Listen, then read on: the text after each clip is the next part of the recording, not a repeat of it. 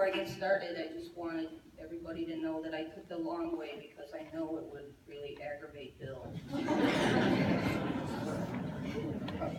And then he would have been yelling at me, come on, come on. So, my first memory of Bill was him walking up the walk at our childhood home on 65th Place. He was in white bell-bottoms. He had long sideburns, and he drove a pretty cool Riviera. He was there to pick up my big sister, and I wasn't really sure if he was good enough for my big sister, but I soon realized that he was. My father and mother loved him, so he had to be okay. He became my sister's husband after my father's death. He was great to my little brother Mickey and I. He was always there for us. He and Peggy took us to ball games and miniature golf and Six Flags. And he was there for advice, for money, and any other need Mickey and I ever had. Then Billy came along, and he was thrilled to have a son. He coached Billy in sports and enjoyed doing father and son things with him. Then came Nicole and Shelley, his girls. He coached them as well and was an Indian princess with them.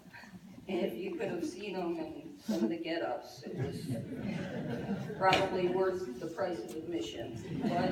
But they would go on weekend camping trips, and Bill would make sure that they had all the pleasures of home, the comforts. He would make sure that there was the microwave, the TV, some videos. You know, it was really tough camping out there. And then the kids got older, years passed, and Bill's love and admiration for them grew. He was very proud of his children. He began to enjoy them in a different way as adults, with respect, but still the love of a father. He loved my sister. Early in their lives, they were busy, Bill working, Peggy raising the kids. They weren't a lovey-dovey couple, but they had their way. And as the years grew, they became better and a stronger couple than they ever had before. They always hosted every family event, every family party, because everyone was welcome at Bill's house. Their house was like a revolving door. Everyone on the south side knew the garage code and pretty much used it at one time or another. Peg and Bill had their house open to everyone. He was a good son, a good brother to Marion, and a good uncle. And when Gramps became incapable of caring for himself, Bill and his sister Marion took care of Gramps. He worked all day, came home and ate, made a plate, went over and fed his dad, and stayed there until he put him to bed. And this was 7 days a week. Not many men would do that. He was a great neighbor, as everybody knows, always ready to help. He was also a great believer in Made in the USA.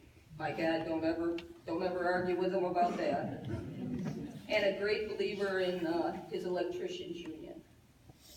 He stepped up when my mother was stricken with Alzheimer's and took her in to live with them.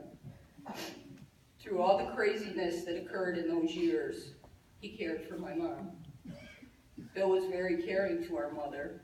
He fed her, got up on Saturday mornings and went and got chocolate donuts for her. He loved her, and he knew that we all owed him our life for what he did.